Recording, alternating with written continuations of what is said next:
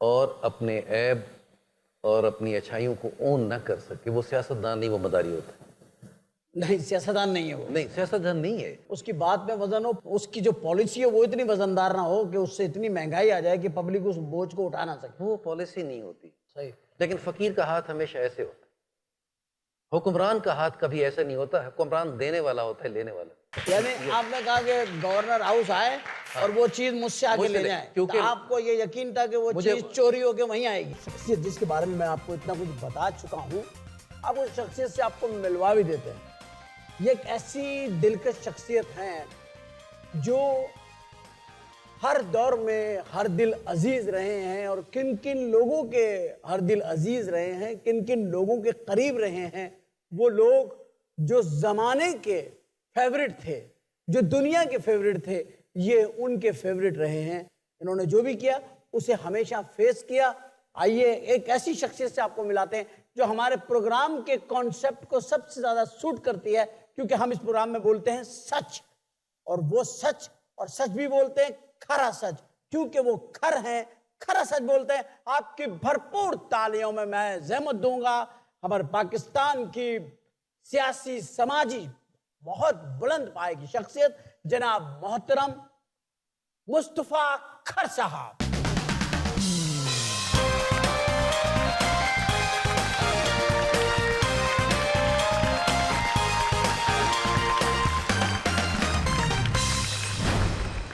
جناب کھر صاحب، یہ میرے لیے لمحات جو ہیں، جو میں آپ کے سامنے بیٹھا ہوں، یہ میری زندگی کے یادگار لمحات، کیونکہ میں ایک شخصیت کے سامنے نہیں بیٹھا ہوں، میں اس شخص کے سامنے بیٹھا ہوں جو شخص ایسے ایسے لوگوں کی قربت میں بیٹھا ہے، جو آج پاکستان کی تاریخ کا ایک حصہ ہے۔ تو یہ میرے لیے بہت ہی ریسپیکٹیبل مومنٹ فار می کہ I am sitting with you sir. یہ آپ کی مہربانی ہے نوازش۔ نہیں سر، یہ میری مہربانی نہیں ہے، یہ وقت کا بڑا اہم تقاضا ہے، اور آپ کے جب سے بیانات میں پڑھ رہا ہوں، جب سے میں نے اب مجھے پڑھنے لکھنے کا شعور آیا، اور میں نے آپ کو جب بھی دیکھا ہے، میں نے دیکھا ہے کہ آپ نے غلطی بھی کی ہو تو آپ نے کہا ہاں، اور آپ نے اچھا بھی کیا تو آپ نے کہا ہاں۔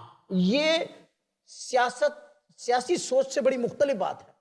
آپ چیف منسٹر پنجاب رہے ہیں، آپ گورنر رہے ہیں، بھٹو صاحب کا چیف پولیٹیکل ایڈوائزر بھی رہا ہوں۔ یہ بات جو میں کہتا ہوں، بھٹو صاحب جیسے ذہین شخصیت کے پولیٹیکل ایڈوائزر، یعنی کہ یہ کتنی بڑی بات ہے۔ بھٹو صاحب جو خود اب پولیٹکس کا ایک سمبل بن گئے ہیں، ان کے آپ پولیٹیکل ایڈوائزر تھے۔ اور حضرات، یہ وہ جگہ ہے جہاں ہمیں ان کو یہ کریڈٹ دینا ہے کہ ذہانت جو ہوتی ہے نا، وہ کسی بات کی عہدے کی نہیں ہوتی، وہ ذہین آدمی ذہین ہی ہوتا ہے۔ سر، ہم شروعات یہاں سے کریں گے، جو اس وقت پنجاب میں گورنر ہیں، سلمان تاثیر صاحب، جی آپ اس کو کیسے دیکھتے ہیں ایز اے گورنر، کیونکہ آپ رہے ہیں، آپ کیسے دیکھتے ہیں کہ یہ اس وقت بالکل ٹھیک مومنٹ ہو رہی ہے، وہ صحیح ساری سمت میں جا رہے ہیں؟ ہرگز نہیں، میں یہ نہیں کہ میں ان کو کرٹیسائز کروں، میرے ایک وقت میں بہت قریبی دوست بھی رہے، لیکن انسانوں کا کئی رخ ہوتے ہیں۔ جی جی، جیسے آپ پہلے بھی ایک بات کر رہے تھے کہ جی مصطفیٰ کھر صاحب آپ میرے سامنے بیٹھے ہیں اور آپ جو غلط کرتے ہیں یا صحیح کرتے ہیں وہ آپ اس کو مانتے ہیں۔ میرے خیال میں ہمارے ملک میں سیاست ایک کانسیپٹ ہی غلط ہے۔ سیاست عبادت ہے، اور میں یہ نہیں کہتا کہ سیاست صرف کو بہت زیادہ نیک لوگ کر سکتے، لیکن یہ ایک بہت بڑی چیز ہے کہ سیاستدان اگر عوام کے سامنے سچ نہ بول سکے اور اپنے عیب اور اپنی اچھائیوں کو اون نہ کر سکے، وہ سیاستدان نہیں، وہ مداری ہوتا ہے۔ نہیں، سیاستدان نہیں ہے وہ۔ نہیں، سیاستدان نہیں ہے۔ سیاست کا جو اب یہاں جو سب سے زیادہ جھوٹ بولتا ہے وہ کہتے ہیں وہ سیاستدان ہے۔ سیاستدان کے منہ سے نکلی ہوئی چیز پہ لوگ دوبارہ سوچے نہیں، کہیں جو کچھ یہ کہہ رہے ہو سکتا ہے اس کی سوچ غلط ہے، لیکن یہ ایمانداری سے کہہ رہے ہیں اور اس میں سچائی ہے۔ جب آپ بات کریں اور لوگوں کو سوچنا پڑے کہ یہ کہہ کیا رہا ہے، کرے گا کیا، وہ سیاستدان نہیں ہے۔ وہ جیسے میں نے آپ کو کہا، وہ آپ نے دیکھا ہوگا کہ ان پہ سڑکوں پہ دوائی بیچنے والے کھڑے ہوتے ہیں اور بڑی اچھی تقریر کرتے ہیں، اس کے بعد دوائی بیچ کے چلے جاتے ہیں، لوگ ان کو تلاش کرتے ہیں، وہ ملتے ہیں۔ سیاستدان کی ہر بات جو ہے اس میں اتنا وزن ہو کہ اس کی زندگی میں اور اس کے بعد کبھی یہ کوئی نہ کہہ سکے کہ ہمارے سامنے غلط کیا. اس کی بات میں وزن ہو, اس کی جو پالیسی ہے وہ اتنی وزندار نہ ہو کہ اس سے اتنی مہنگائی آ جائے کہ پبلک اس بوجھ کو اٹھا نہ سکے. وہ پالیسی نہیں ہوتی.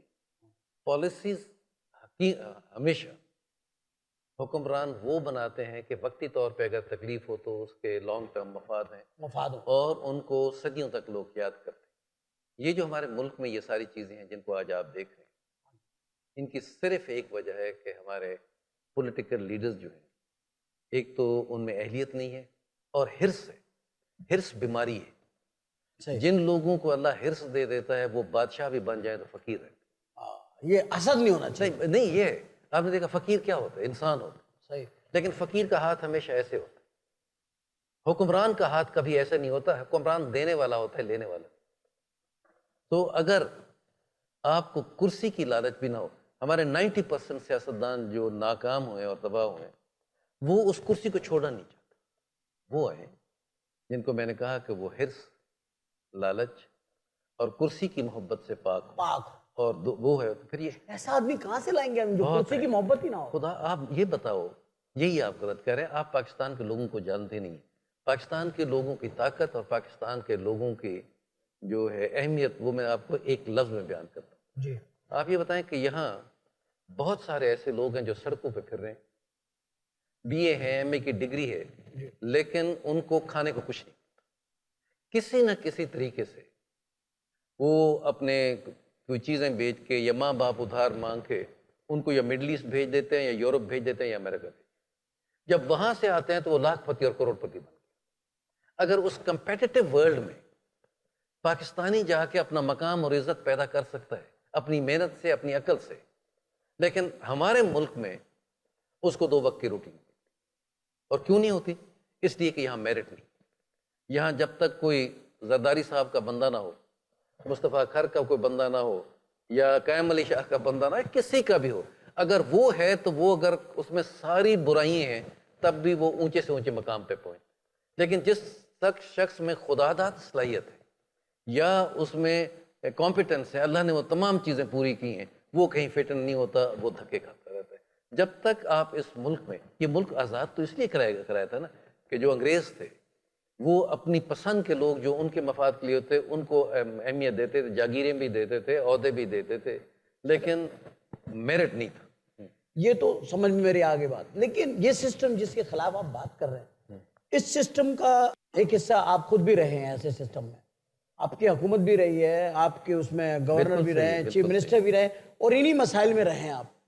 مسائل بھی یہی فرق ہے. میں آپ کو اس کو بتانا چاہتا ہوں. آج تک اگر پنجاب کی تاریخ میں لوگ یاد کرتے ہیں تو وہ نواب کالا باغ کو یاد کرتے ہیں, مصطفیٰ کھر کو یاد کرتے ہیں, اور یا میاں صاحب کو بھی ایک حد تک, میاں شہباز شریف. اور کیا ہوا تھا؟ اس لیے کہ جب میں گورنمنٹ میں تھا, یہ کوئی مقصد ہے ہسٹری کی بات ہے, اور یہ آپ جا کسی کو پوچھ لیں, 6 مہینے کے بعد میں نے گورنر ہاؤس میں بیٹھ کے پریس کانفرنس کی تھی, اور اس پریس کانفرنس میں میں نے کہا تھا کہ آج کے بعد اٹک سے لے کے اور صادقآباد تک ہر پنجابی جو رہتا ہے, اگر اس کی کوئی انگوٹھی یا اس کی کوئی چیز چوری ہو جائے تو میرے گورنر ہاؤس میں آ کے مجھ سے وصول کریں.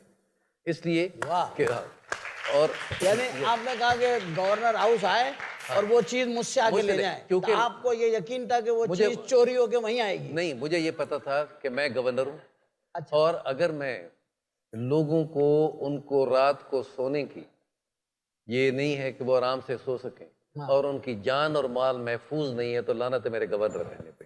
تو میں نے یہ سارا کچھ کیا تھا اور کامیاب ہوا. بہت اچھی بات کی آپ نے.